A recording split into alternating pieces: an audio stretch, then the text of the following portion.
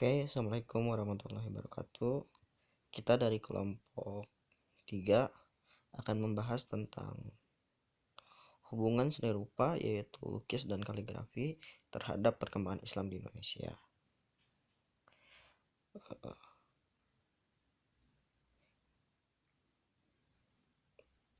Oke, lanjut ke materi pertama. Pengertian seni lukis. Seni Islam menurut Nasr setidaknya mengandung 3 hal. Yang pertama, mencerminkan nilai-nilai religius sehingga tidak ada yang disebut seni sekuler. Tidak ada dikotomi religius dan sekuler dalam Islam. Kekuatan atau unsur sekuler dalam masyarakat Islam selalu memiliki pengertian religius seperti halnya hukum ilahi yang secara spesifik memiliki unsur-unsur religius. Yang kedua, menjelaskan kualitas-kualitas spiritual yang bersifat santun akibat pengaruh nilai-nilai sufisme.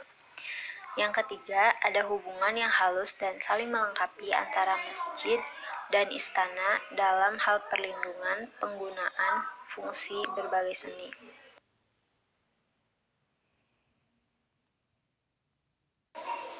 Perkembangan lukis di Indonesia. Seni lukis modern Indonesia dimulai dengan masuknya penjajahan Belanda di Indonesia. Kecenderungan seni rupa Eropa Barat pada zaman itu ke aliran romantisme membuat banyak pelukis Indonesia ikut mengembangkan aliran ini. Raden Saleh Sarif Bustaman adalah salah seorang asisten yang cukup beruntung bisa mempelajari melukis gaya Eropa yang dipraktekkan pelukis Belanda. Objek yang berhubungan dengan keindahan alam Indonesia dianggap sebagai tema yang mengkhianati bangsa, sebab dianggap menjilat kepada kaum kapitalis yang menjadi musuh ideologi komunisme yang populer pada masa itu. Selain itu, alat lukis seperti cat dan kanvas yang semakin sulit didapat membuat lukisan Indonesia cenderung ke bentuk-bentuk yang lebih sederhana, sehingga melahirkan abstraksi gerakan manifesto kebudayaan yang bertujuan untuk melawan pemaksaan ideologi komunisme membuat pelukis pada masa 1950-an lebih memilih membebaskan karya seni mereka dari kepentingan politik tertentu, sehingga era ekspresionisme dimulai pada saat itu.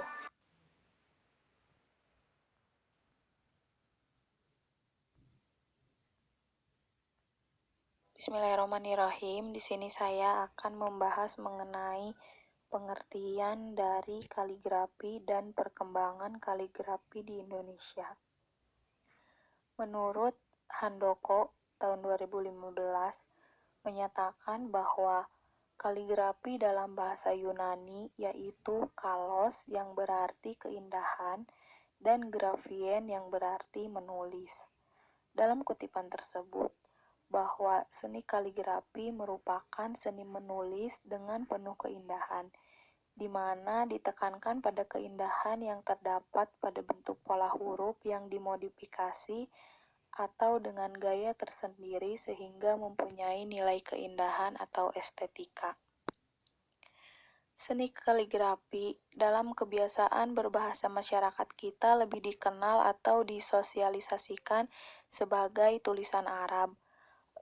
Padahal suatu arti nyatanya semua tulisan tangan yang indah disebut dengan kaligrafi. Sedangkan dalam kebudayaan atau sejarah Islam, bentuk tulisan dengan keindahan Al-Quran disebut dengan seni khat. Selanjutnya, perkembangan kaligrafi di Indonesia.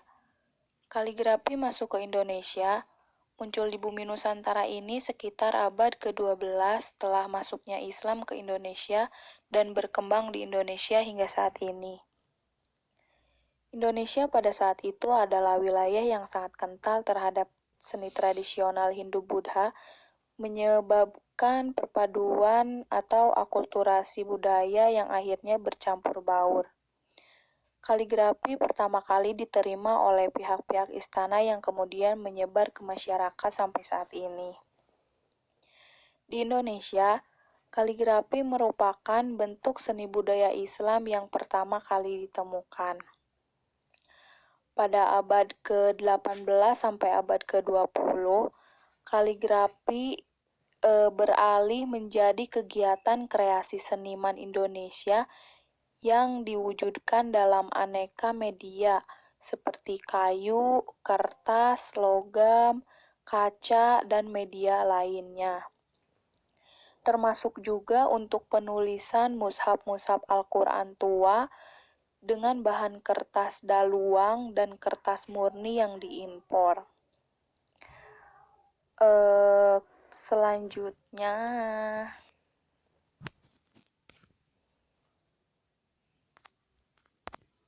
dalam perkembangan selanjutnya, kaligrafi tidak hanya dikembangkan sebatas tulisan indah yang berkaidah, tetapi juga mulai dikembangkan dalam konteks kesenirupaan atau visual art. Dalam konteks ini, kaligrafi menjadi jalan namun bukan pelarian bagi para seniman lukis yang ragu untuk menggambar makhluk hidup.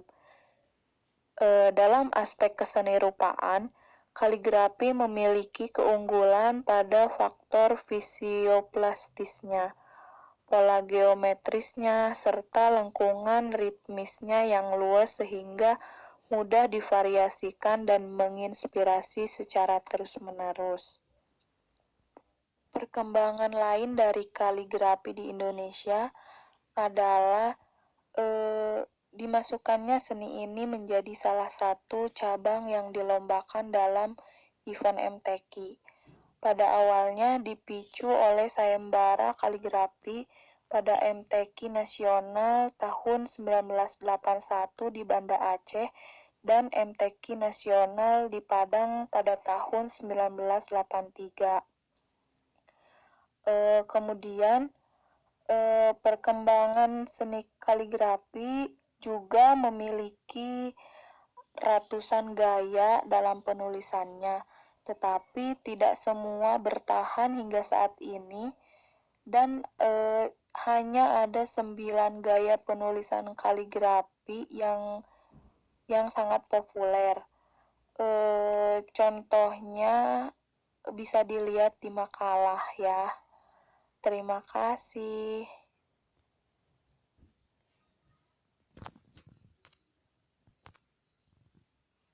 Pembahasan yang terakhir yaitu pengaruh sosiokultural terhadap seni lukis kaligrafi.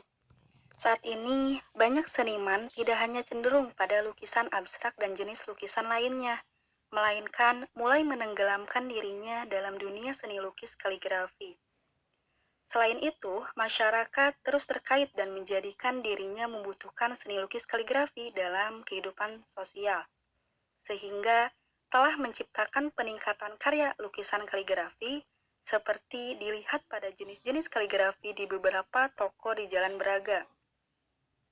Tidak hanya banyak toko-toko lukisan yang menjual kaligrafi, namun ada pun para pelukis dan pedagang lainnya yang berjualan karya kaligrafi di pinggir Jalan Braga.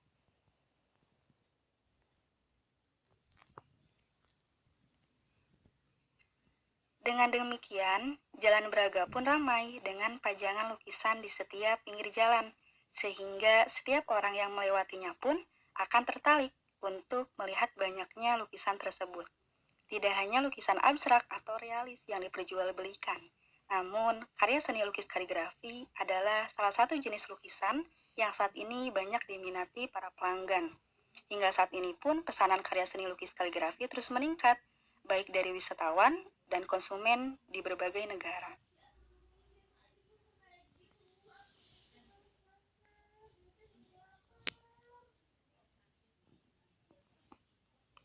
Oke, sekian presentasi dari kelompok kami. Terima kasih banyak.